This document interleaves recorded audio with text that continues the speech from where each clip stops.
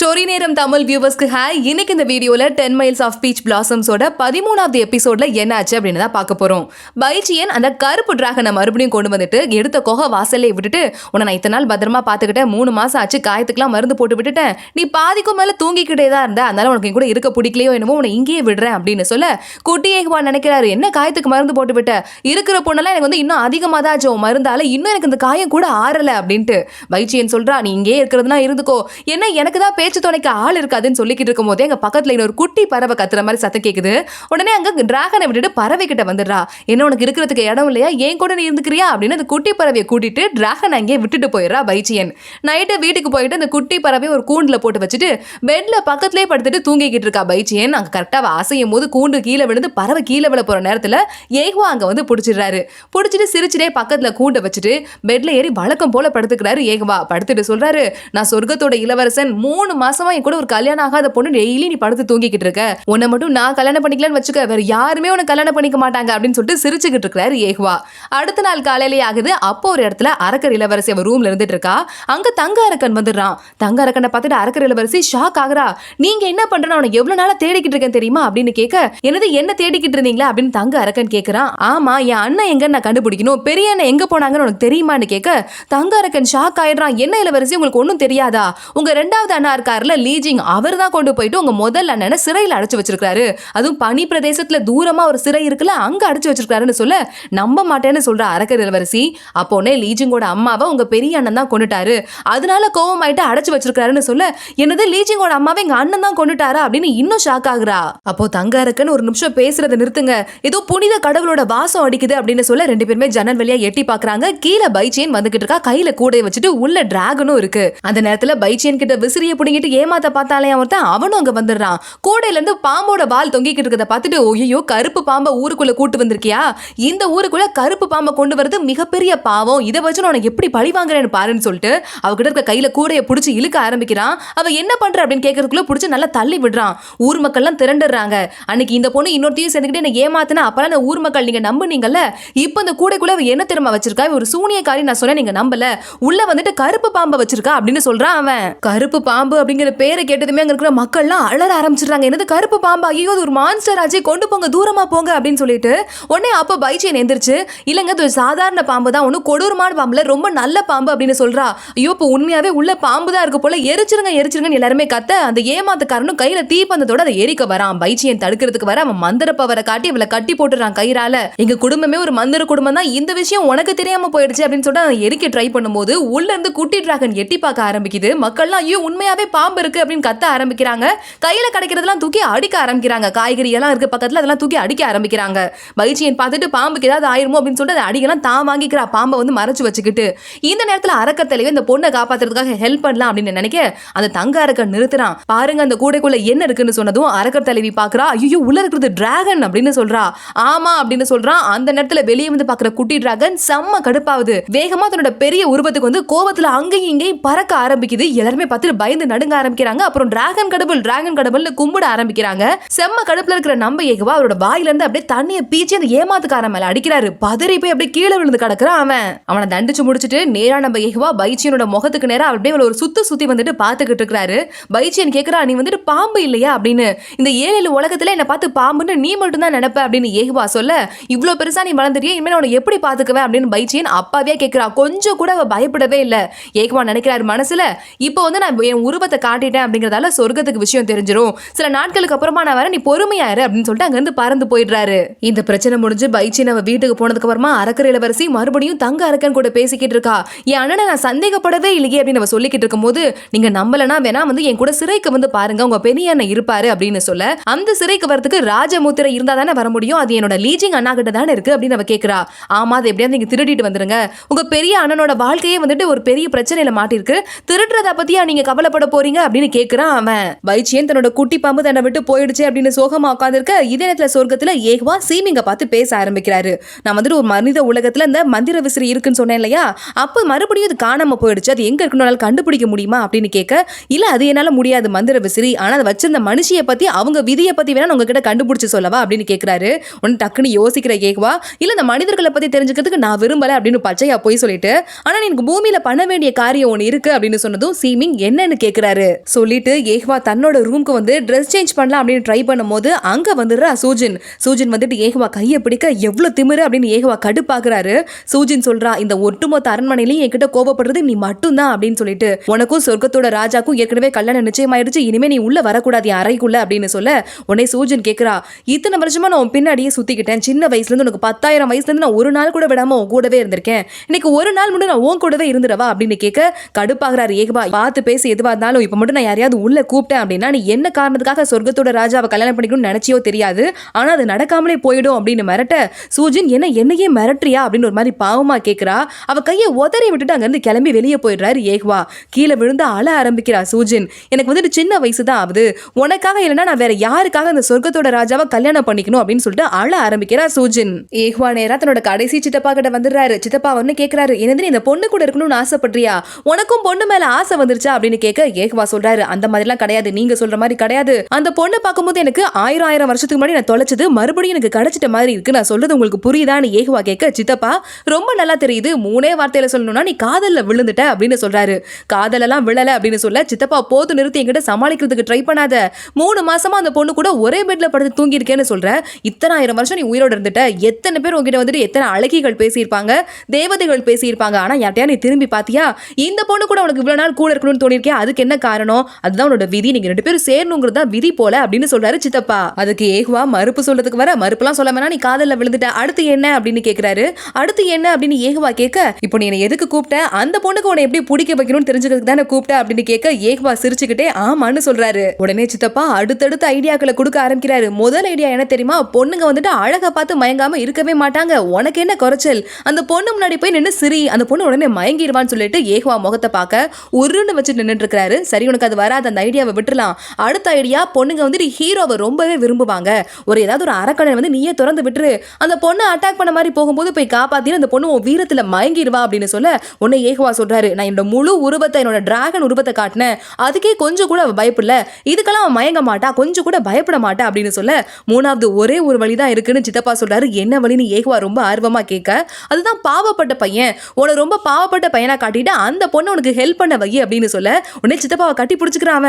சித்தப்பா இதுதான் super idea, அது ஒண்ணுதான் ஒர்க் அவுட் ஆகும், நான் அது உடனே போய் இம்ப்ளிமெண்ட் பண்றேன் அப்படின்னு அங்க கிளம்பி போறான். என்னதான் நீ கேர்ஃபுல்லா இருந்தாலும் அந்த பொண்ணு இருக்கிற இடத்த சுத்தி ஒரு பாதுகாப்பு வளையத்தை போட்டு, அப்பதான் நீ அங்க இருக்கிற சொர்க்கத்துல இருக்கிற யாருக்கும் தெரியாம இருக்கும்னு சொல்ல ஏகுவா சொல்லிக்கிட்டே போறாரு, நான் எப்பவோ அதை பண்ணிட்டேன், வரும்போதே பாதுகாப்பு வளையத்தை போட்டுட்டு தான் வந்தேன் அப்படின்னு சொல்றாரு. இதே நேரம் பைச்சியனை ஏமாத்தின கடைக்காரன் இருக்கா இல்லையா, அவன் கிட்ட சீமிங் வந்துடுறாரு. ஏகுவா வந்து ஒரு விஷயம் செய்யணும் அப்படின்னு சொல்லியிருந்தாருல, அதுக்காக இங்க பாருப்பா உனக்கு எத்தனையோ பேர் வம்பளுக்கு இருக்கிறாங்க, போய் நீ பட்டத்து இளவரசர்கிட்ட வம்பளுப்ப, அவர் பாரு இங்க வந்து உனக்கு விதியை என்ன எழுத சொல்லிட்டாரு, சரி உனக்கு எப்போ மரணம் வருதுன்னு பார்க்கலாம் அப்படின்னு செக் பண்ண, உனக்கு இந்த வருஷம் மரணம் இருக்கு, உனக்கு எப்படிப்பட்ட மரணத்தை கொடுக்கறதுன்னு யோசிச்சுட்டு இருக்காரு சீமிங். பைச்சியன் இன்னும் வீட்டுல சோகமா உட்காந்துக்கிட்டு இருக்கா, இப்படி குட்டி பாம்பு என்னை விட்டுட்டு போயிடுச்சே, நான் அதுக்காக எவ்வளவு தெரியுமா ஏற்பாடு பண்ணி வச்சிருந்தேன் அப்படின்னு சொல்லிட்டு மறுபடியும் உள்ள தூங்குறதுக்காக கிளம்பி போயிடுறா. அப்ப அங்க ஏகுவா வந்துடுறாரு. அவன் நின்றுட்டு இருந்த இடத்தையே நின்று ஆசையா பாத்துக்கிட்டு இருக்காரு. அடுத்த நாள் காலையிலே ஆகுது, விடியுது. அப்போ பைச்சியன் காலை எந்திரிச்சு வெளியே வர, வெளியே யாரோ பயங்கரமா இரும்பு ரசத்தை கேக்குது. வெளியே வந்து பார்த்தா நம்மளோட ஏகுவா வேற சாதாரண மனுஷன் மாதிரி ட்ரெஸ் போட்டுட்டு ரொம்ப அடிப்பட்ட மாதிரி முடியாத மாதிரி உட்காந்து இருமிக்கிட்டு இருக்காரு. பைச்சியன் பதறி ஓடி வரா, ஐயோ யாருங்க நீங்க, என்னாச்சு உங்களுக்கு, என்ன இப்படி அடிபட்டு இருக்கு, உள்ள வாங்க நான் ஹெல்ப் பண்றேன் அப்படின்னு சொல்லிட்டு தூக்கிக்கிட்டு ஒரு கையில தாங்கி பிடிச்சிக்கிட்டு உள்ள கூட்டு போறா பைச்சியன். உள்ள போய் கட்டில படுக்க வச்சிருக்கா. ஐயோ என்ன பண்ணுவேன்னு தெரியலையே, என்கிட்ட கொஞ்சம் பச்சையில தான் இருக்கு, அதை அரைச்சு மருந்து போட்டு வர்றேன், இது என்கிட்ட இந்த ஏற்கனவே பாம்புக்கு குருவிக்கெல்லாம் இதை வச்சு நான் மருந்து போட்டிருக்கேன், நல்லா வேலை செய்யும் அப்படின்னு சொல்லிட்டு பதட்டமா இருக்கும்போதே ஏகுவா படுத்துக்கிட்டே சிரிச்சிட்டு இருக்காரு. ஏந்திரிச்சு இல்ல ஒன்னும் பரவாயில்லைங்க அப்படின்னு சொல்லிக்கிட்டு இருக்காரு. பக்கத்துல வந்துட்டு ஐயோ உங்க காயத்தை இன்னும் கிளீன் பண்ணல, இருங்க போய் தண்ணி எடுத்துட்டு வரேன் பதறிக்கிட்டு பைச்சியன் ஓடுறா. அவ்வளவு கியூட்டா இன்னசென்ட்டா இருக்கிறத பார்த்துட்டு ஏகுவாக்கு அப்படியே சிரிப்பா வருது. அவளை பார்த்து சிரிச்சுக்கிட்டே இருக்கிறாரு. பக்கத்துல இருந்து உட்கார பைச்சியன், காயத்தை கிளீன் பண்ணணும், நீங்களே உங்க ஷர்ட்டை கழட்டிக்கிறீங்களா அப்படின்னு கேட்க ஏகுவா கையை தூக்கி முடியாத மாதிரி ரொம்ப டயர்டான மாதிரி காட்ட, ஒன்னும் பரவாயில்லைங்க ஆபத்துக்கு பாமல நானே கழட்டிக்கிறேன் அப்படின்னு பைச்சியன் ஷர்ட்டை கழட்ட ஆரம்பிக்கிறா. உள்ள பார்த்தா ஷோல்டர்ல வந்துட்டு நிறைய காயங்களா இருக்கு. என்னது இவ்வளவு காயமா இருக்கேன்னு சொல்லிட்டு பைச்சியனுக்கு அதை பார்த்துட்டு கண்ணுல கண்ணீரே வந்துருது. பதறி போயிட்டு கொஞ்சம் கொஞ்சமா மெதுவா தண்ணியை தொட்டு தொட்டு கிளீன் பண்ணிக்கிட்டு இருக்கா. அழ ஆரம்பிச்சிடுறா. அவ அழறத பார்த்துட்டு ஏகுவா நமக்கு அடிபடுறதுக்கு எப்படி அழறா பாருன்னு அவளே அவ்வளவு பாசமா பார்த்துட்டு இருக்காரு. அழுது முடிச்சுட்டு கையில இருக்கிற பச்சை இலைய கொஞ்சம் கொஞ்சமா போட்டு விடுறா. ஏகுவா இன்னும் பைச்சியனே பார்த்துட்டு இருக்காரு. பைச்சியன் பயங்கர சோகமா இருக்கா. இன்னும் கொஞ்சம் தொடக்கணும், ஆனா தண்ணி ஃபுல்லா ரத்தமா மாறிடுச்சுங்க, இருங்க நான் போய் வர தண்ணி மாத்திட்டு வரேன். நம்ம அழுதுகிட்டே எந்திரிச்சு வெளியே போக ஏகுவா நம்ம கொஞ்சம் ஓவரா தான் பண்ணிட்டோமோ, இப்படி அழ வச்சுட்டோமே, என்ன பண்றது அப்படின்னு யோசிச்சுட்டு தன்னோட மேஜிக் பவரால கொஞ்சம் காயத்தை நல்லா அவரே ஆத்திக்கிறாரு. உள்ள வந்து பாக்குற பைச்சியன் என்னங்க காயம் ஆறி போயிடுச்சு அப்படின்னு சொல்ல ஏகுவா டக்குன்னு பாக்குற மாதிரி பார்த்துட்டு ஆமாங்க ஆறி போயிடுச்சு. இந்த மலையில ஒரு மந்திர மூலிகை இருக்குன்னு சொல்லியிருந்தாங்க. அந்த மூலிகை தான் நீங்க எனக்கு போட்டு விட்டீங்களா அப்படின்னு ஒன்னும் தெரியாத மாதிரி ஏகுவா கேட்க, எனக்கு அதெல்லாம் தெரியாதுங்க. குத்து மதிப்பா போய் கொஞ்சம் இலையெல்லாம் பறிச்சுட்டு வந்து மருந்து போட்டு விடுவேன். ஒருவேளை அந்த அதிசய மூலிகையா தான் இருக்குமோ அப்படின்னு இவளும் அப்பாவியா கேட்டுட்டு இருக்கா. ஏகுவா நல்லா பேசுறத பார்த்துட்டு உங்களுக்கு உள்காயம் இல்லையா அப்படின்னு பயிற்சியன் கேட்க, இதை மறந்துட்டோமேனு பயங்கரமா இரும ஆரம்பிக்கிறார் ஏகுவா. இல்லங்க உள்காயம் எக்கச்சக்கமா இருக்கு அப்படின்னு சொல்ல, சரி சரி ஓகே நீங்க படுத்துக்கோங்க, நான் சாப்பிடுறதுக்கு ஏதாவது எடுத்துட்டு வரேன் அப்படின்னு படுக்க வச்சுட்டு அங்கிருந்து கிளம்பி போறா பைச்சியன். ஏகுவா நடக்கிறதெல்லாம் நினைச்சு சிரிச்சுக்கிட்டு இருக்காரு. பிளான் சக்சஸ் ஆயிடுச்சு ஒரு வழியா அப்படின்னு போயிட்டு கொஞ்சம் கஞ்சி வச்சு எடுத்துட்டு வரா. பைச்சியன் சொல்றா ஏகுவாவை பார்த்து, இன்னைக்கு நான் போய் ஒரு மூட்டை பழத்தை வித்தேன், ஆனா எனக்கு கொஞ்சம் தான் அரிசி கிடைச்சது, வச்சிருக்கத வச்சு கஞ்சி வச்சிருக்கேன், காய்கறி எல்லாம் கூட வேற எதுவும் இல்ல, உங்களால கை தூக்க முடியாதுன்னு நினைக்கிறேன், நானே ஊட்டி விட்டுறேன் அப்படின்னு சொல்லிட்டு கஞ்சியை ஊட்டி விட ஆரம்பிக்கிறா. இல்லங்க பரவாயில்ல அப்படின்னு கொஞ்சம் ஏகுவா தயக்கத்தை காட்ட, ஒன்னும் பரவாயில்லங்க, ஏற்கனவே நான் ஒரு பாம்பை பார்த்துக்கிட்டேன், பறவைங்களை பார்த்துட்டு இருக்கேன், இதெல்லாம் ஒரு பிரச்சனையே இல்லை அப்படின்னு சொன்னதும் நீங்க ரொம்ப நல்லவங்க அப்படின்னு ஏகுவா சொல்றாரு. பைச்சியன் சொல்றா அதெல்லாம் ஒன்றும் பரவாயில்ல, அதுங்களை பார்த்துக்கிறது எனக்கு தான் ஹெல்ப், எனக்கு இல்லைனா தனிமையா நான் இருக்கணும், அவங்க எனக்கு கம்பெனி கொடுக்குறாங்க அப்படின்னு சொல்லிட்டு உங்களுக்கு எப்படி இப்படி அடிபட்டுச்சு அப்படின்னு கேட்குறா.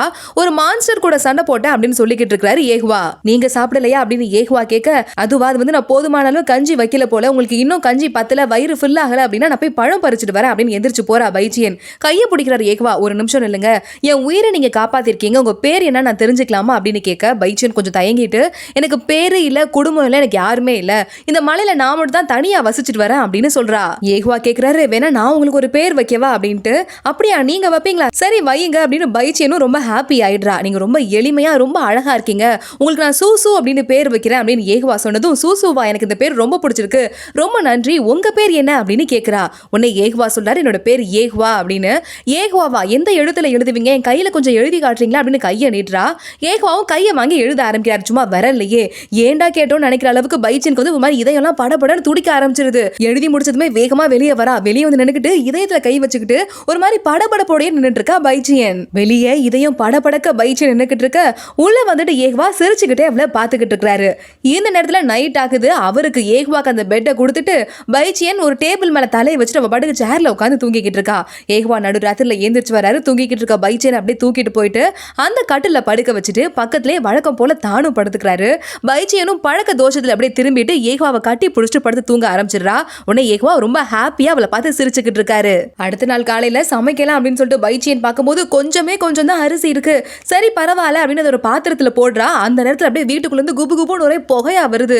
பைச்சியன் வேகமா ஓடி வரா. ஏகுவாவும் அந்த இடத்துக்கு வந்துட்டு என்ன ஆச்சு அப்படின்னு கேட்கிறாரு. பைச்சியன் அவ மேல போய் இடிச்சிடுறா. ஐயோ உங்க காயத்துல இடிச்சிட்டனா அப்படின்னு கேட்க, ஏகுவா அப்பதான் ஞாபகம் வந்துட்டு ஐயோ ஆமா ஆனா பரவாயில்ல அப்படின்னு சொல்லிட்டு என்ன ஆச்சு அப்படின்னு கேட்கிறாரு. சீக்கிரம் வெளியே வாங்க அப்படின்னு கூட்டு போயிட்டு உங்களுக்கு தான் சமைக்கலாம்னு கொஞ்சம் சமைச்சுக்கிட்டு இருக்கேன் அப்படின்னு சொல்றா. ஒரு சாதாரண சமையலுக்கு இவ்ளோ புகை வருது, என்ன ஆச்சுன்னு கேட்க, நான் எப்ப சமைச்சாலும் இப்படிதான் புகை வரும்னு கூலா சொல்றா பைச்சியன். நான் வரதுக்கு முன்னாடி எப்படிமா இத்தனை நாள் நீ உயிரோட இருந்த அப்படின்னு கேட்கிறாரு ஏகுவா. அதுவா நானா சும்மா ஒரு பழத்தை சாப்பிட்டு உயிரோட இருந்துருவேன், ஏதாவது சின்ன சின்ன மிருகம் மாட்டுச்சுன்னு வச்சுக்கோங்களேன், வெளியே நெருப்புல காட்டி சுட்டு சாப்பிட்டுருவேன், அவ்வளவுதான் எனக்கு அது போதும்னு சொல்ல, நல்ல வேலை சுட்டு சாப்பிட்டீங்களே அதாவது தெரிஞ்சதே, பச்சையா சாப்பிடாம விட்டீங்களேன்னு கேட்க, நானா பச்சையா சாப்பிட மாட்டேன், ஆனா என் கூட ஒரு பாம்பு ஒன்று இருந்தது, அது பச்சையா நிறைய கறி சாப்பிடும், அதுக்கு நான் கறி போட்டே டயர்ட் ஆயிருவேன் அப்படின்னு சொல்றா. பாம்பை பாத்துக்கிறது ஒன்றும் சாதாரண விஷயம் இல்ல, அவ்வளோ கஷ்டம் அப்படின்னு சொல்றா பைச்சியன். அந்த பாம்பை பாத்துக்கிறது அவ்வளோ கஷ்டமா அப்படின்னு ஏகுவா கொஞ்சம் சோகமா கேட்க, நீ இதுவரை பாம்பு வளர்த்தது இல்ல போலப்பா, அதனால தான் உனக்கு தெரியல, அந்த பாம்பை வளர்க்கறது எவ்வளவு கஷ்டம் தெரியுமா, என் கூட தான் பெட்ல படுத்துக்கும், என்னோட புது போர்வையில தான் அது தூங்கும் அப்படின்னு சொல்ல, உடனே ஏகுவா சொல்றாரு, சூசு உனக்கு தெரியாது போல, பாம்புக்கு பெட் எல்லாம் தேவையில்லை, போர்வை இல்லாம கூட தூங்கும்ட்டு. அப்படியான அப்பாவியா கேட்கிறா பைச்சியன். அப்புறம் யோசிச்சுட்டு, நீ பார்த்த பாம்பெல்லாம் வேற மாதிரி இருக்கும், நான் பார்த்த பாம்பு ஸ்பெஷல் பாம்பு, அதனால தான் திடீர்னு ஒரு பெரிய டிராகன் ஆயிட்டு பறந்து போயிடுச்சு, இந்த வீடு அளவு பெருசா வந்துச்சு தெரியுமா அப்படின்னு சொல்லிட்டு, அந்த நன்றி கிட்ட பாம்பை பத்தி என்ன பேச்சு பேச வேண்டியிருக்கு, நீ உள்ள போய் இருக்கிற பழத்தை சாப்பிட்டு நான் உனக்கு மருந்து எடுத்துட்டு வரேன் அப்படின்னு அங்கிருந்து கிளம்பி போறா பைச்சியன். ஏகுவாவும் பார்த்துட்டு சிரிச்சுக்கிட்டே நிக்கிறாரு. ரொம்ப நேரம் ஆயிடுது. பைச்சியன் ஆளையே காணமேன்னு சொல்லிட்டு ஏகுவாவும் தேடிக்கிட்டு காட்டுக்குள்ள போறாரு. உள்ள போய் பார்த்தா நின்னு திருன்னு முழிச்சுக்கிட்டு இருக்கா. அவ ஒரு கையில குச்சி வச்சுட்டு நொண்டி வர மாதிரி ஏகுவா ஆக்ட் பண்ணிக்கிட்டே சூசு அப்படின்னு கூப்பிடுறாரு. நீ ஏன் உட முடியாம இங்க வந்த அப்படின்னு கேட்க, ஏகுவா சொல்றாரு, உன்னை ஏன் இவ்வளவு நேரமா ஆளை காணோம் அப்படின்னு. நான் தொலைஞ்சு போயிட்டேன், போன தடவை இதே மாதிரி தொலைஞ்சு போயிட்டு நான் வீட்டு தேடி கண்டுபிடிச்சு வர 8 நாள் ஆச்சு அப்படின்னு சொல்றா. ஏகுவா 8 நாளா அப்படின்னு ஆச்சரியமா கேட்கிறாரு. உடனே பைச்சியன் சொல்றா, உனக்கு சிரிப்பு வந்துச்சுன்னா சிரிச்சுக்கோ அப்படின்னு சொல்லிட்டு ஏகுவா வந்து அவள் தோல் மேல கையை போட்டு, எனக்கு முட்டாளா இருக்கிறவங்க மேல கொஞ்சம் அக்கறை எப்பவுமே ஜாஸ்தி, கவலைப்படாத வா போலான்னு கூட்டு போறாரு. நடந்து வரும்போதே ஏகுவாக்கு டயர்டா இருக்குமே ஒரு இடத்துல உட்கார வைக்கிறா. உட்காந்துட்டு பைச்சியன் சோகமாயிடுறா. நான் ரொம்ப முட்டாள் போல, எனக்கு இது கூட தெரியல, குட்டி குட்டி விலங்குகளை தான் என்னால பாத்துக்க முடியும் போல, அதனால தான் என்னோட கருப்பு பாம்பு என்னை விட்டுட்டு போயிடுச்சு, திரும்பி வரவே இல்லைன்னு சோகமா சொல்ல, நீ இதை ரொம்ப மிஸ் பண்றியா அப்படின்னு ஏகுவா கேட்கிறாரு. ஆமான்னு பைச்சியன் சொல்ல, உடனே வந்து ஏகுவாக்கே கஷ்டமாயிடுது. டிராகன்லாம் வந்துட்டு பழங்கால கடவுள் இனத்தை சேர்ந்தது, பூமிக்கு ஏதாவது மான்ஸ்டரை பேரை கொல்றதுக்காக தான் அது வந்திருக்கும். அதுவும் கொண்டு முடிச்சுட்டு மறுபடியும் போகணும் இல்லையா அதோட இடத்துக்கு, அதனால போயிருக்கும் அப்படின்னு ஏகுவா சொல்றாரு. ஆமா அங்க மக்கள் கூட சொல்லிக்கிட்டு இருந்தாங்க, ஒரு தங்க அரக்கன் ஒரு அரக்கனை கொன்னுடுச்சுன்ட்டு, ஒருவேளை இருக்கும் போல அப்படின்னு நினைச்சுக்கிட்டு இருக்கா. அப்போன்னு ஏகுவா சொல்றாரு, நம்ம வந்து இன்னைக்கு நைட் இங்க தான் கொஞ்ச நேரம் தங்கணும் போல, நீ போய் நெருப்ப பத்தவை, நான் மீதி கதையை சொல்றேன்னு சொல்ல பைச்சியனும் எந்திரிச்சு போறா. நெருப்பு பத்த வச்சுட்டு 2 பேரும் பேச ஆரம்பிக்கிறாங்க. பைச்சியன் மீதி கதையை சொல்லு அப்படின்னு கேட்க ஏகுவா சொல்ல ஆரம்பிக்கிறாரு. அந்த தங்க அரக்கன் 10 வருஷத்துக்கு முன்னாடி இந்த இடத்துக்கு வந்துச்சு. முன்னாடி ஆரம்பத்துல மக்களுக்குலாம் ரொம்ப தொல்லை கொடுத்து இருந்துச்சு. 10வது வருஷத்துல தொல்லை அத்துமீறி போயிட்டு அந்த ஊர் ராஜா கிட்டே வம்பிழுத்துச்சு. ராஜாவோட வைஃப் இருப்பாங்களா மெயின் ராணி, அவங்கள கூட்டிட்டு வந்துருச்சு, குகைக்கு கூட்டிட்டு வந்துருச்சு அப்படின்னு சொல்ல, அப்புறம் என்ன பண்ணுச்சு அப்படின்னு பைச்சியன் கேட்க, அந்த ராணி மேலேயே கை வச்சிருச்சு அப்படின்னு சொல்லிட்டு ஒரு மாதிரி தயக்கத்தோட சொல்லிக்கிட்டு இருக்காரு ஏகுவா. உடனே அவளுக்கும் தயக்கமாயிடுது. பொண்ணு நானே வைக்கப்படல, நீயே இந்த அளவுக்கு வைக்கப்படுற அப்படின்னு கேட்டுட்டு இருக்கா பைச்சியன். ஏகுவாவும் சிரிக்கிறாரு. பைச்சியனுக்கு அப்பவே தூக்கம் கண்ணை கட்ட ஆரம்பிச்சிருது. அப்புறம் என்ன ஆச்சு அப்படின்னு தூக்கத்துக்கு நடுவுலயே கேட்க, ஏகுவா அவளை பாத்துக்கிட்டே அதுக்கப்புறமா அந்த தங்க அரக்கனை அடக்கிறதுக்காக சொர்க்கத்துல இருந்து கருப்பு டிராகன் அமுச்சு வச்சிருந்தாங்க அப்படின்னு சொல்ல, அப்படியான தூங்கிக்கிட்டே கேட்டுட்டு இருக்கா பைச்சியன். ஆமா அந்த டிராகன் எப்படியும் அரக்கனை அடக்கிட்டாலும் அதுக்கு லேசா காயம் பட்டுருச்சு அப்படின்னு சொல்லவே தூங்கி விழ போறா பைச்சியன். டக்குனு அவளை தன்னோட கையில தாங்கி பிடிச்சிட்டு ஏகுவா சொல்றாரு, அப்புறமா அந்த டிராகன் ஒன்ன பாத்துருச்சு அப்படின்னு. பைச்சியன் அப்படியே நல்லா அங்கேயே தூங்கிட தன்னோட கோட் எடுத்து அவளுக்கு போத்தி விட்டுட்டு பக்கத்திலேயே உட்காந்துக்கிட்டாரு ஏகுவா. அவளை பார்த்து சிரிச்சுக்கிட்டே அங்க ரெஸ்ட் எடுத்துக்கிட்டு இருக்காரு அவரு. அதோட தான் இந்த எபிசோட் முடியுது. வழக்கம் போல அரக்கர் உலகத்துல லீஜிங் ஒரு 4-5 பொண்ணுங்களோட உல்லாசமா குளியல் போட்டுக்கிட்டு இருக்கான். தன்னோட தங்கச்சி அங்க வரதை பார்த்துட்டு அந்த பொண்ணுங்களெல்லாம் எந்திரிச்சு போக சொல்லிட்டு தானும் ட்ரெஸ் பண்ணிட்டு வெளியே வரான். என்னம்மா நீ மறுபடியும் பெரிய அண்ணனை தேடி போயிட்டியா?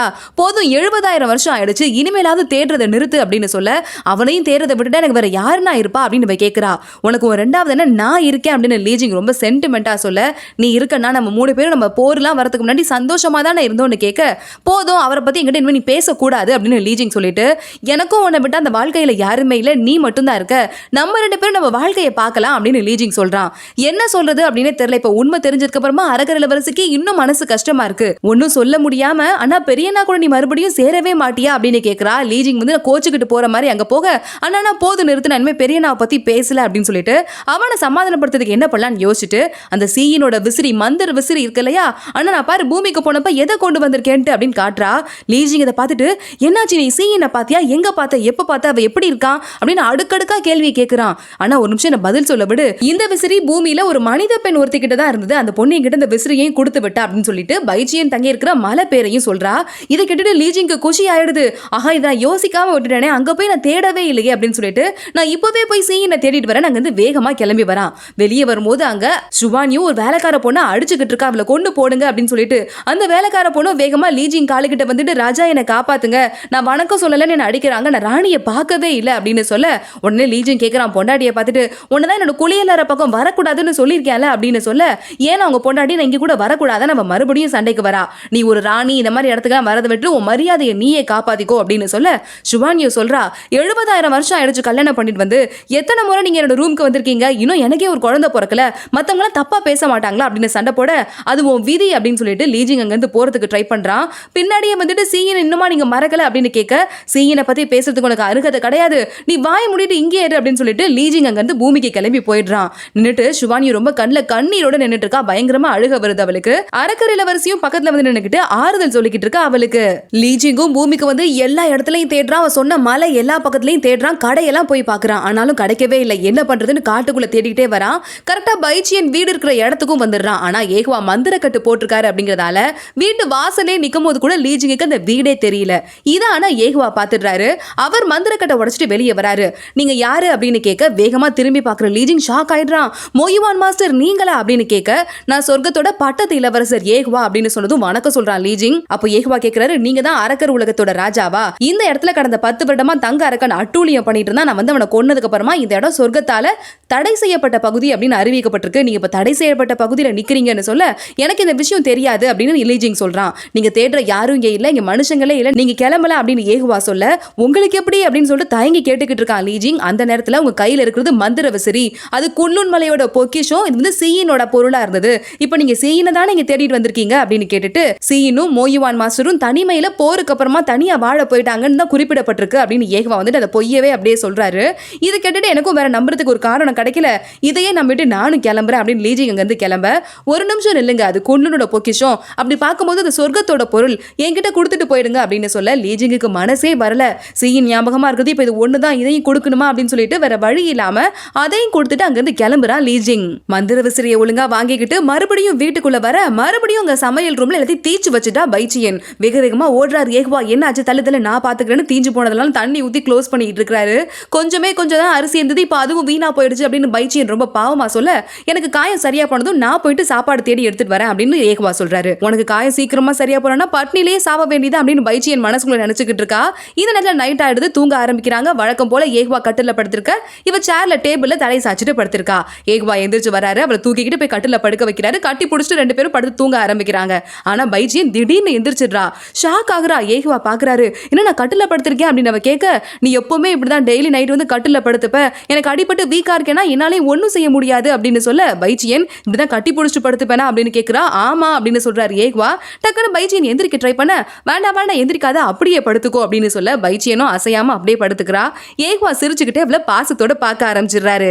இதே நேரத்துல சொர்க்கத்துல ஃபெங்ஜூ நின்னுட்டு பீச் பூக்களை பறிச்சுக்கிட்டு இருக்கா. அங்க சீமிங் வந்துடுறாரு. ஆமா உங்க பீச் தோட்டத்துல பூக்களே வளரல பாருங்க, அதை பாக்கிறதுக்கு தான் இங்க வந்தீங்களான்னு கேட்க, போதும் கிண்டல் பண்ணாதீங்க, வேலை செஞ்சு டயர்ட் ஆயிடுச்சு, வந்து இத்தனை நாள்ல தோங்கா முகத்தை கூட நான் பக்கத்துல பார்க்கல, எனக்கே டயர்ட் ஆயிடுச்சு, ஏன் தோங்கா வெளியவே வரமாட்டேங்கிறாரு அரண்மனையில இருந்து அப்படின்னு ஃபெங்ஜூ கேட்க, உங்களுக்கு தெரியாதா அவர் எப்பவுமே அப்படிதான், உலகத்தோட அமைதிக்கு ஒரு பாதிப்புன தவிர மத்தபடி எப்பவுமே வெளியவே வரமாட்டாரு அப்படின்னு சீமிங்கும் சொல்லிக்கிட்டு இருக்காரு. நான் எதுக்கு இங்க வந்தேங்கிறதே மறந்துட்டு முழு நேர வேலைக்காரியா மாறிட்டேன் அப்படின்னு ஃபெங்ஜூ சோகமா சொல்லிக்கிட்டு இருக்க, சீமிங் சொல்றாரு, சரி ஓகே நான் ஒரு ஐடியா பண்றேன், நீங்க இந்த பூக்கள் எல்லாம் எனக்கு பறிச்சு ஒரு பொக்கே மாதிரி கட்டி கொடுங்க, உள்ள கொண்டு போய் ஒரு வேஸ்ட்ல வைக்கிறேன், இவ்வளவு அழகான பூக்களா இருக்கே அப்படின்னு சொல்லிட்டு நானே பாராட்டுற மாதிரி உள்ள கூப்பிடுறேன், வந்து நீங்க தோங்வாக்கு உடனே நன்றி சொல்லிடுங்க அப்படின்னு சொல்ல, தோங்வா என்ன பார்த்ததும் நீங்க வந்துட்டேன்னு சொல்லிட்டு என்ன திட்ட மாட்டாரா அப்படின்னு ஃபெங்ஜூ கேக்குறா. நன்றி கடனை செலுத்துறதுக்காக இவ்வளவு தூரம் வேலைக்கார பொண்ணாவே மாறிட்டீங்க, உங்களை வந்து பாராட்ட தான் செய்வாரு, இப்படி ஒரு பொண்ணா இப்படி நன்றி கடனை செலுத்துறாளேன்ட்டு திட்டலாம் மாட்டாருன்னு சொல்ல, சூப்பர் ஐடியா, இருங்க நான் நல்ல பூவா பார்த்து பறிச்சு தரேன் அப்படின்னு சொல்றா அவ.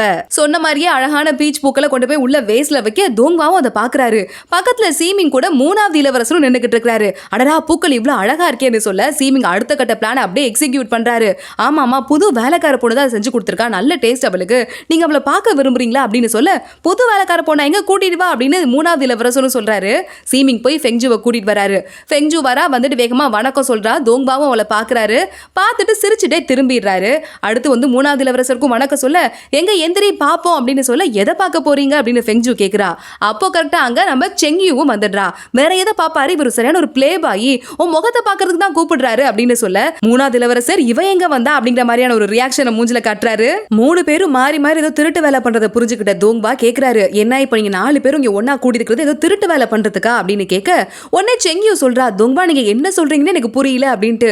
உங்களுக்கு புரியுதான் மத்த 2 பேரை பார்த்து கேட்க, அவங்களும் புரியலன்னு சொல்றாங்க. தோங்பா பாக்குறாரு, இது சரிப்பட்டு வராதுன்னு மெதுவா நடந்து அந்த ஹாலை கிராஸ் பண்ணி போயிடுறாரு. உடனே செங்கியும் சொல்றா ஃபெங்ஜுவை பார்த்து, ஏய் உன்னோட இளவரசி கெத்த காட்டுவன் பார்த்தா அப்படி அடக்க ஒடக்கமா நின்னுகிட்டு இருக்கியே, என்ன நடக்க போதோ தெரியலன்னு சொல்ல, சீமிங் சொல்றாரு, செங்கியு கடவுளே நீங்க தான் அந்த பிளான் முழுக்க எடுத்துட்டீங்க அப்படின்னு சொல்லிட்டு 3 பேரும் பேசிக்கிட்டு இருக்காங்க. அப்பதான் மூணாவது இளவரசருக்கு புரியுது, 3 பேரும் சேர்ந்து ஒரு பிளானை எக்ஸிக்யூட் பண்ணிருக்காங்க, நம்ம தான் ஒன்னும் தெரியாம நின்னுட்டு இருந்திருக்கோம் போல அப்படின்னு. ஆமா நீ யாருதாமா வேலைக்கார பொண்ணு வேஷத்துல வந்திருக்கிறதுன்னு கேட்க, நான் தான் செஞ்சுவோட இளவரசி ஃபெங்ஜு அப்படின்னு சொல்றா. ஓஹோ அப்ப எதுக்காக நீங்க வந்திருக்க, வேணாமா நானே கெஸ் பண்றேன், கண்டிப்பா வந்து தோங்பா உயிரை காப்பாத்திட்டாரு, அதுக்கு வந்து நன்றி கடன் செலுத்துறதுக்கு வந்திருக்கேன் தானே சொல்ல போற அப்படின்னு கேட்க, ஃபெங்ஜு ஆமா உங்களுக்கு எப்படி தெரியும்னு கேக்குறா. எல்லாம் அனுபவம் தான், தோங்பா அது வரைய உயிரை காப்பாத்திட்டாரு, அது பண்ணிட்டாரு இது பண்ணிட்டாரு, நன்றி கடன் செலுத்துற நீங்க வந்தவங்களோட எண்ணிக்கை 1000 கணக்கு தாண்டி போயிடுச்சுமா, எனக்குலாம் பழகி போயிடுச்சு.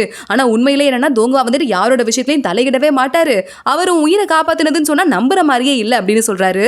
ஃபெங்ஜு உடனே இல்ல இவங்கள்ட்ட கேளுங்க எல்லாருக்கும் தெரியும் அப்படின்னு சொல்ல, உடனே மூணாவது இளவரசர் சொல்றாரு, ஒரு நிமிஷம் போருமா, இப்பதான் ஒருத்தனுக்கு நான் காதல் அட்வைஸ் கொடுத்தேன், அவனும் என்கிட்ட இப்படிதான் நன்றி கடன் செலுத்தணும் அது இதுன்னு சொல்லிட்டு போனா, ஆனா ஒருத்தங்க கூட நன்றி கடன் செலுத்துறதுன்னு இத்தனை நாள் இருக்கும்போது அவங்க மேல காதல் வராமலா போயிடும் அப்படின்னு சொல்ல, ஓ அப்படியா கதை அப்படின்னு செங்கியும் சொல்றா. ஃபெங்ஜுவை பார்த்து மூணாவது இளவரசர் கேக்குறாரு, நல்லா யோசி, தோங்வா மேல உனக்கு எந்த பாசமும் ஆசையும் இல்ல அப்படின்னு சொல்ல, ஃபெங்ஜு திருன்னு முழிக்கிறா. நல்லா லீ வந்து சீமிங் மூணாவது இளவரசர் செங்கியும் 3 பேரும் பேசிக்கிட்டே வராங்க.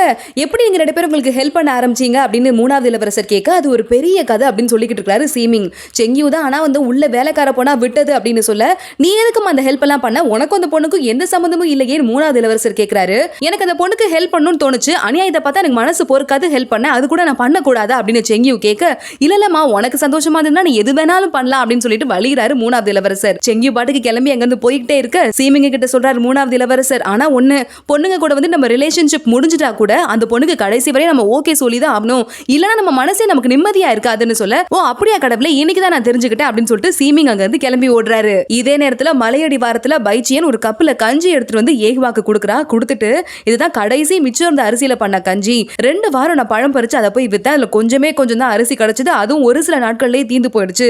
மறுபடியும் நான் பழம் பறிச்சு வித்துட்டு வந்தாதான் அரிசி இருக்கும். என்னால சின்ன சின்ன மிருகத்தெல்லாம் ஈஸியா பாத்துக்க முடிஞ்சது. பாம்பு மாதிரி, குருவி மாதிரி. ஆனா உன்ன மாதிரி ஒரு பெரிய ஆளை வச்சுட்டு பாத்துக்கிறது ரொம்ப கஷ்டமா இருக்கு அப்படின்னு தயங்கிக்கிட்டே சொல்ற பைச்சியன். உனக்கு தான் காயம் எல்லாம் முழுசா ஆறிடுச்சுல, பேசாம நீ கிளம்பி போறதுன்னா போவேன் அப்படின்னு சொல்ல, ஏகுவா வந்துட்டு என்ன கிளம்பி போக சொல்றியா, வெளியே துரத்துறியான்னு கேட்க பைச்சியன் பதறா. இல்ல நான் துரத்தலாம் இல்ல, உனக்கு காயம் ஆறிடுச்சேன்னு சொன்னேன் அப்படின்னு அவ சொல்ல, நீ வந்து என்ன பாத்துக்கிட்டு அதுக்கு நான் உனக்கு நன்றி கடனை திருப்பி செலுத்த வேண்டாமா அப்படின்னு ஏகுவா கேட்க, எனக்கு அதெல்லாம் தேவையில்லைன்னு பைச்சியன் சொல்றா. உனக்கு தேவையில்லாம இருக்கலாம், நான் நன்றி கிட்டவன் கிடையாது, உனக்கு என்ன வேணும் சொல்லு அப்படின்னு கேட்கிறான் அவன். அதுக்கு பைச்சியன் எனக்கு எதுவுமே தேவையில்லை, எனக்கு ஆசைன்னு பெருசா எதுவுமே இல்ல, மலையடி வாரத்துல எனக்கு எல்லாமே கிடைக்குது அப்படின்னு சொல்ல, நல்லா யோசிச்சு பார்த்துட்டு சொல்லு அப்படின்னு ஏகுவா சொல்ல, உன்னை பைச்சியன் சொல்றா, பேசாம எனக்கு உன் வாழ்க்கையவே நீ அர்ப்பணிச்சிடுறியா அப்படின்ட்டு.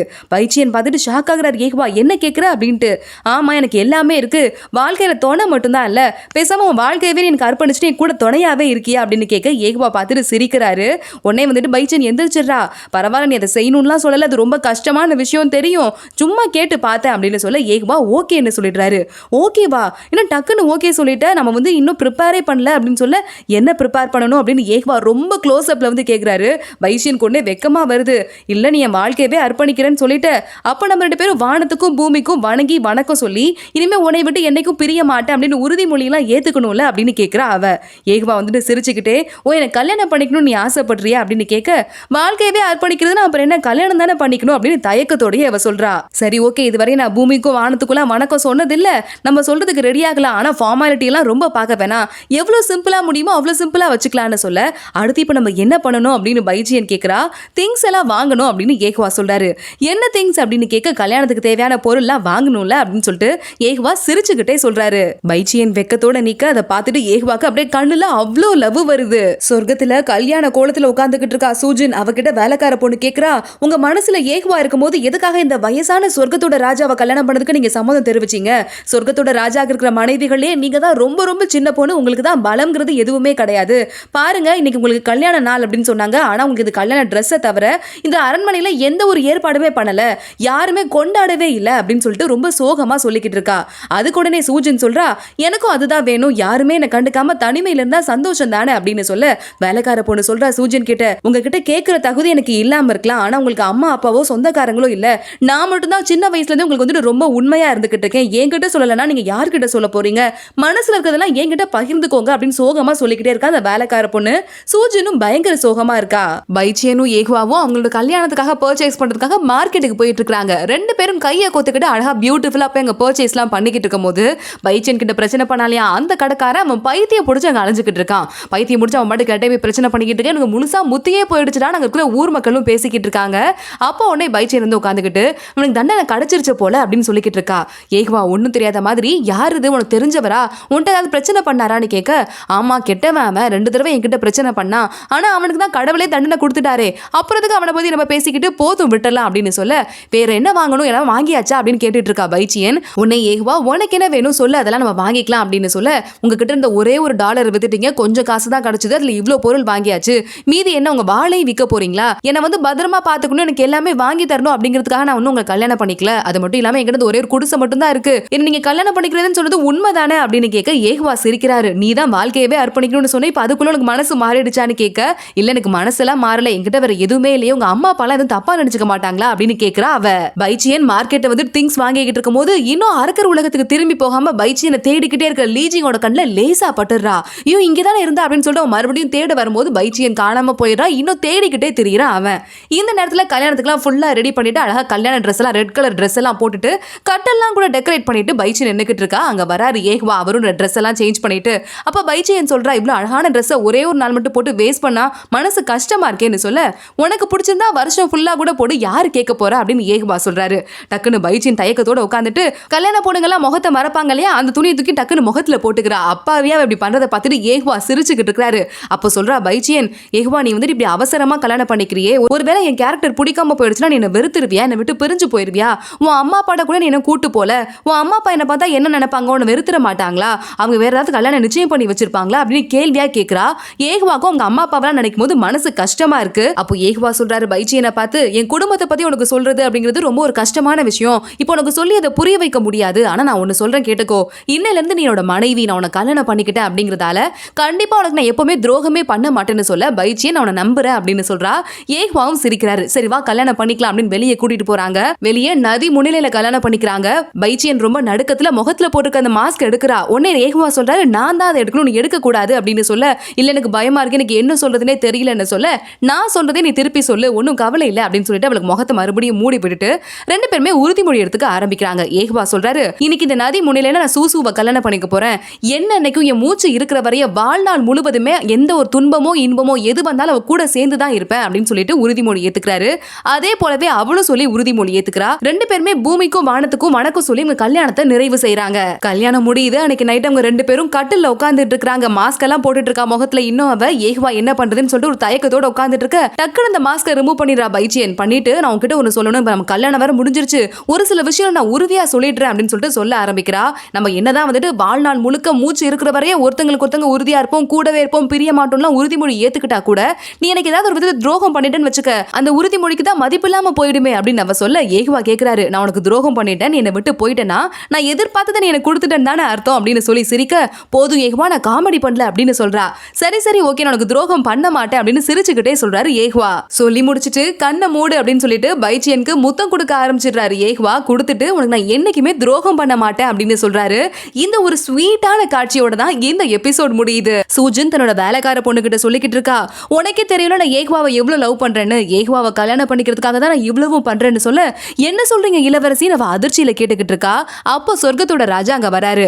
அவரை பார்த்ததுமே ரெண்டு பேரும் பேச்சு நிறுத்திட்டு சொர்க்கத்தோட ராஜா கிட்ட போறாங்க. சூஜன் சொல்றா, ராஜா உங்களுக்கு எவ்வளவோ வேலைகள் இருக்கு, நீங்க என்ன பார்க்கலாம் வர வேண்டாம், நீங்க சொன்னபடி நேரா நான் உங்க அந்தப்புறத்துல ஒரு அறையில தங்கிக்கிறேன் அப்படின்னு சொல்ல, ராஜா அதை பத்தி உங்ககிட்ட சொல்றதுக்கு தான் வந்தேன், நீ அந்தப்புறத்துக்குலாம் வர வேண்டாமா, பேரளவுல தானே நம்ம கல்யாணம் பண்ணிருக்கோம், நீ உன்னோட இந்த இளவரசி அறையிலே இருந்துக்கோ, எந்த பிரச்சனையும் இல்லைன்னு சொல்ல, ரொம்ப நன்றி அப்படின்னு சூஜன் சொல்றா. வேலைக்கார பொண்ணு சிரிச்சுக்கிட்டே அங்க இருந்து போறா. அந்த நேரத்துல சொர்க்கத்தோட ராஜா சொல்றாரு, என்ன மன்னிச்சிருமா, உன இந்த மாதிரி ஒரு கஷ்டமான சூழ்நிலைக்கு ஆளாக்கிட்டேன்னு சொல்ல, சூஜன் சொல்றா, இது வந்து ஒரு யுக்தி, நம்ம நாடுகளை தக்க வச்சுக்கிறதுக்கான ஒரு வியாபார திருமணம்னு கூட சொல்லலாம், இதோட அடுத்த ஸ்டெப் பத்தி நம்ம யோசிக்கணும், நீங்க மன்னிப்பெல்லாம் கேட்காதீங்க, என்னோட நாடு இருந்த இடத்துக்கு பக்கத்துல என்னோட சித்தப்பா என்னோட மாமா எல்லாம் அங்க அந்த நாட்டுக்கு ராஜாவா இருக்காங்க, இப்போ அந்த நாடுகளுக்குலாம் நான் பயணம் போக வேண்டிய நேரம், அப்பதான் நம்ம பொண்ணை எவ்வளவு பெரிய இடத்துல வச்சிருக்காங்க, அவங்க கூட நம்ம ஒத்துமையா போகணும்னு அவங்க நினைச்சு நம்ம கூட சேருவாங்க அப்படின்னு சொல்ல, உடனே சொர்க்கத்தோட ராஜாவும் கரெக்டான யோசனை, நாளைக்கே என்னோட மூணாவது பையனை கூட அமுச்சு வைக்கிறேன், நீங்க ரெண்டு பேரும் போயிட்டு எல்லாரையும் பார்த்து விசாரிச்சுட்டு நல்லபடியா திரும்பி வாங்கன்னு சொல்ல, உடனே சூஜன் சொல்றா, மூணாவது பையன் வேண்டாம், ஏஹ்வா தான் கரெக்டா இருப்பாரு, ஏன்னா அவர் தான் அடுத்த சொர்க்கத்தோட ராஜான்னு எல்லாருக்குமே தெரியும், அதனால அவர் வந்தா எவ்வளவு பெரிய மரியாதை வச்சிருந்தா இவரே வந்திருப்பாருன்னு எல்லாரும் நினைப்பாங்க, அது மட்டும் இல்லாம அடுத்து கடல் கன்னிகள் தீவு மேல படையெடுத்து போக வேண்டிய வேலையும் இருக்கு, இப்போ இந்த ராஜாக்களோட ஃப்ரெண்ட்ஷிப் எல்லாம் கிடைக்கிறது ஏஹ்வாக்கு நல்லதுன்னு சொல்ல, ரொம்ப நல்ல திட்டம் தாமா, சரி நான் நாளை காலையிலேயே ஏஹ்வாவை பார்த்து இந்த விஷயத்தை சொல்லிடுறேன், நீங்க ரெண்டு பேரும் கிளம்புறதுக்கு ஏற்பாடுகளையும் பண்றேன் அப்படின்னு சொல்லிட்டு அங்க இருந்து கிளம்பி போறாரு சொர்க்கத்தோட ராஜா. இதே நேரத்துல அரக்கர் உலகத்துல ஷுவான்யூ தன்னோட புருஷன் லீஜிங்கோட ராஜ முத்திரையை திருடி அரக்கர் இளவரசிக்கு கொடுக்குறா. அரக்கர் இளவரசி, நான் வேற வழி இல்லாம தான் அதை வாங்கிட்டு போறேன், என்னோட ரெண்டு அண்ணன்களும் ஒருத்தங்க கொண்டுக்கிறதுல எனக்கு விருப்பம் இல்ல, குடும்பத்துக்காக தான் அதை செய்யறேன்னு குற்ற உணர்ச்சியோடய ஷுவான்யூட்ட சொல்லிட்டு அங்க இருந்து கிளம்ப, போயிட்டு வான ஷுவான்யூ அமிச்சிட்டு பக்கத்துல ஓரமா வரா. அங்க பைச்சியன் சீன் அந்தப்போ இந்த அரக்கர் உலகத்துக்கு போட்டு வந்த ட்ரெஸ் இருக்கு, அந்த ட்ரெஸ் பத்திரமா வைக்கப்பட்டிருக்கு, அது மேல கையை வச்சுக்கிட்டு, இந்த அரக்கர் உலகத்துல உன்னோட செல்லமா அந்த உன் தங்கச்சியே உனக்கு துரோகம் பண்ணிட்டா, இனிமே நீ நம்புறதுக்கு என்னை விட்டா வேற யாருமே இல்லை, நீ நம்பிதான் ஆகணும், உன் மனசை எப்படி ஜெயிக்கணும்னு எனக்கு தெரியும் அப்படின்னு சொல்லிக்கிட்டு இருக்கா ஷுவான்யூ. நம்மளோட லீஜிங் வழக்கம் போல சோகமா உட்காந்துட்டு ஆத்தங்கரையில தண்ணி அடிச்சிட்டு இருக்கான். அந்த இடத்துக்கு ஷுவான்யூ இந்த ட்ரெஸ் போட்டு வந்துடுறா. மேஜிக் மூலமா தன்னோட முகத்தை பைச்சியன் மாதிரியும் மாத்திக்கிறா. இளவரசரை அப்படின்னு கூப்பிட வேகமா திரும்பி பாக்குறான். உடனே பார்த்துட்டு பைச்சியன் தான் வந்திருக்கா அப்படின்னு சொல்லிட்டு தன்னோட அரை போதையில இருக்கிற நினைப்போட பைச்சியன் அப்படின்னு சொல்லிட்டு கூப்பிடுறான். கையை நீட்டுறான். அவளும் கையை பிடிக்கிறா. டக்குன்னு அவளை கட்டி பிடிச்சி கிஸ் பண்ண ஆரம்பிச்சிடுறான். இதே நேரத்துல இளவரசி தங்க அரக்கன் கிட்ட பேசிட்டு இருக்கா. அண்ணனுக்கு துரோகம் பண்றமோன்னு மனசு கஷ்டமா இருக்கு, இப்போ நான் பெரிய அண்ணனை ரிலீஸ் பண்றதால அண்ணனோட ராஜா பதவிக்கு ஆபத்து வந்துராதுல்லன்னு கேட்க, உடனே தங்க அரக்கன் 70,000 வருஷமா இவர் ராஜாவா இருக்காரு, யாரும் அசைச்சுக்க முடியாது, நம்ம உங்க பெரிய அண்ணனை மட்டும் பத்திரமா காப்பாத்தி விடலாம் அப்படின்னு சொல்லிட்டு கூட்டிட்டு போறான் அவன். இதே நேரத்துல சொர்க்கத்துல ஃபெங்ஜு தோங்வா நிக்கிறத பாத்துடுறா. அவரோட முதுகு மட்டும் தெரியுது. சரி முகத்தை பார்க்காம உண்மையை சொல்லிட்டு வந்துடலாம் அப்படின்னு சொல்லிட்டு மெதுவா தயங்கிக்கிட்டே போயிட்டு, தோங்வா உங்ககிட்ட ஒரு முக்கியமான விஷயத்த சொல்லணும், நீங்க என் உயிரை காப்பாத்துறீங்க, அதுக்கான நன்றி கடன் செலுத்துறதுக்கு தான் நான் வந்தேன், ஆனா இங்க வந்துட்டு ரொம்ப நாளா உங்களை பார்த்துக்கிட்டே இருக்கேன், மூணாவது இளவரசர் வேற என்கிட்ட கேள்வி கேட்டாரு, இத்தனை நாள் இருந்ததுக்கு அப்புறமா இன்னும் கூட தோங்வா மேல உனக்கு வேற எந்த மாதிரியும் இன்ட்ரெஸ்ட் வரலையா அப்படின்ட்டு. நான் நல்லா யோசிச்சு பார்த்தேன், உண்மையாவே எனக்கு லேசான உங்க மேல இன்ட்ரெஸ்ட் வந்துருச்சு, உங்களுக்கு புரியுதா அப்படின்னு கேட்டு நிமிந்து பாக்குறா. தோங்வாவும் திரும்பி பாக்குறாரு.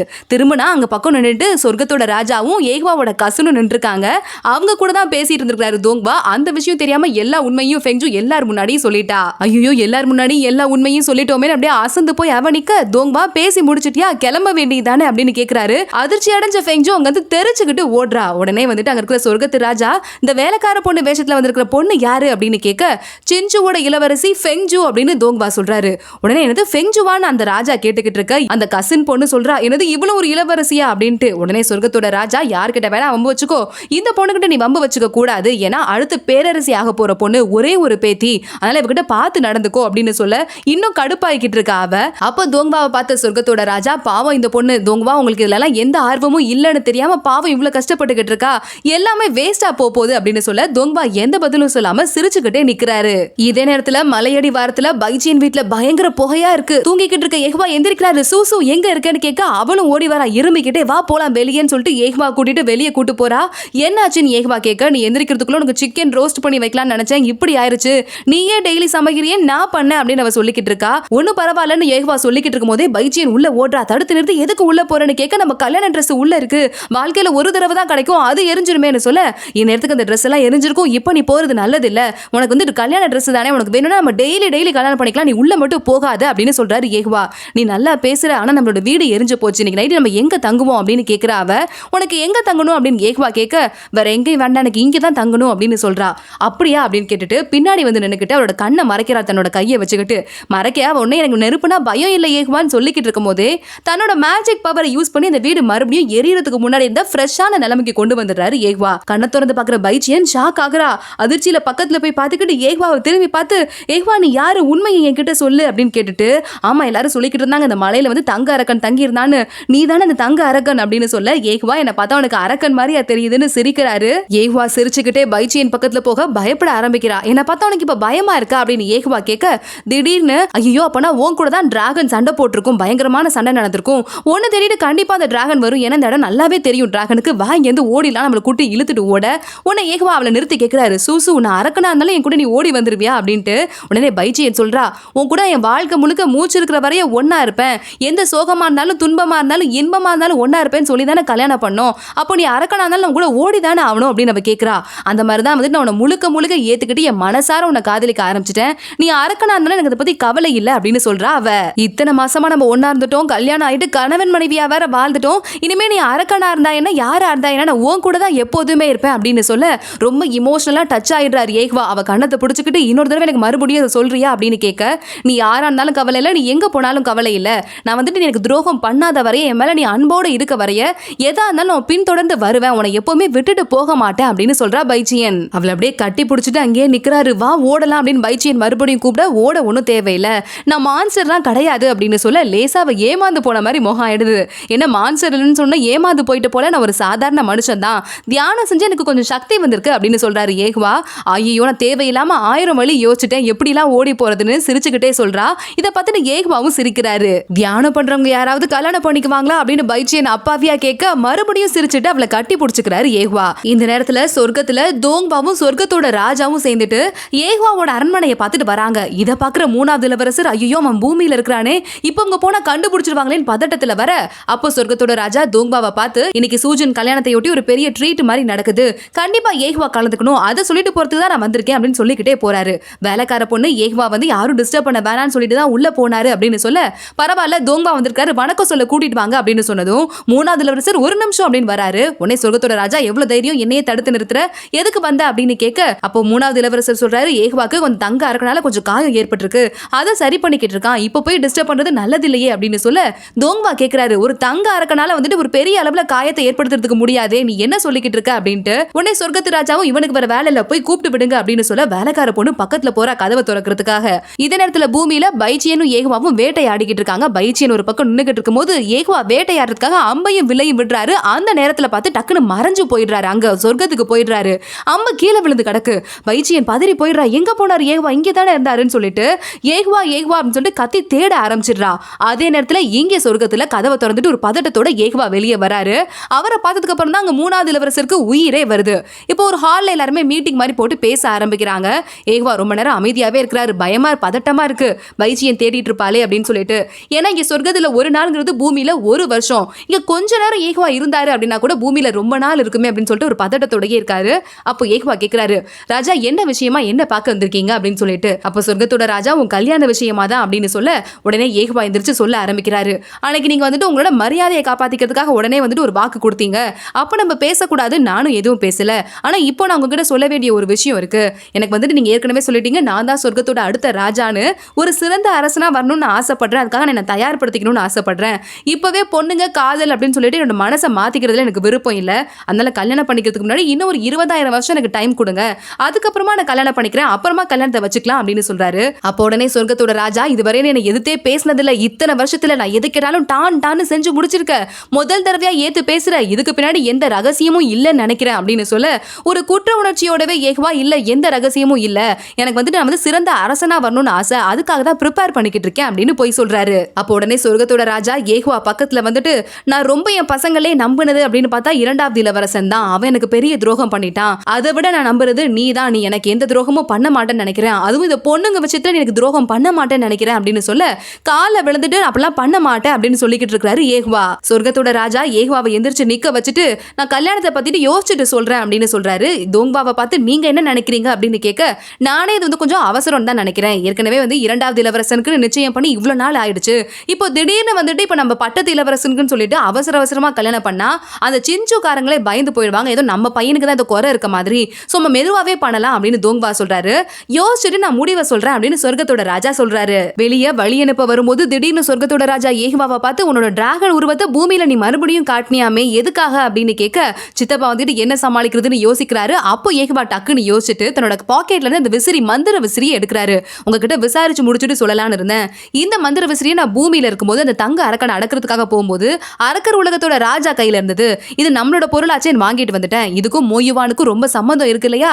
மோயுவானை நம்ம கண்டுபிடிக்கிறதுக்கு வசதியா இருக்குமே எடுத்துட்டு வந்தேன் அப்படின்னு அடுக்கடுக்கா பொய்களை சொல்ல சரி ஓகே ஒன்னும் பிரச்சனை இல்ல, மோயுவானை கண்டுபிடிக்கிறத மெதுவா பாத்துக்கலாம், நீ அவசரப்படாதன்னு சொல்லிட்டு அங்க இருந்து தோங்பாவும் சொர்க்கத்தோட அரசரும் கிளம்பி போறாங்க. உள்ள வந்துட்டு ஏகவாவும் சித்தப்பாவும் பேச ஆரம்பிக்கிறாங்க. சித்தப்பா சொல்றாரு டக்குன்னு இப்படி ஒரு பொய்ய சொல்லுவேன் நான் எதிர்பார்க்கவே இல்லை அப்படின்னு சொல்ல ஏகவா நானே எதிர்பார்க்கல இந்த விசிறி என்னை இப்படி காப்பாத்துன்ட்டு அப்படின்னு யோசிச்சுட்டு இருக்காரு. அப்போ உடனே சித்தப்பா சொல்ல ஆரம்பிக்கிறாரு. உங்ககிட்ட ஒரு முக்கியமான விஷயத்தை பத்தி நான் சொல்லணும்னு நினைக்கிறேன். இப்போ வந்து இங்க ஒரு நாள்ங்கிறது பூமியில ஒரு வருஷம். நீ என்ன நினைக்கிற அந்த பொண்ணை வந்து நீ ரொம்ப விரும்புறன்னு எனக்கு தெரியுது.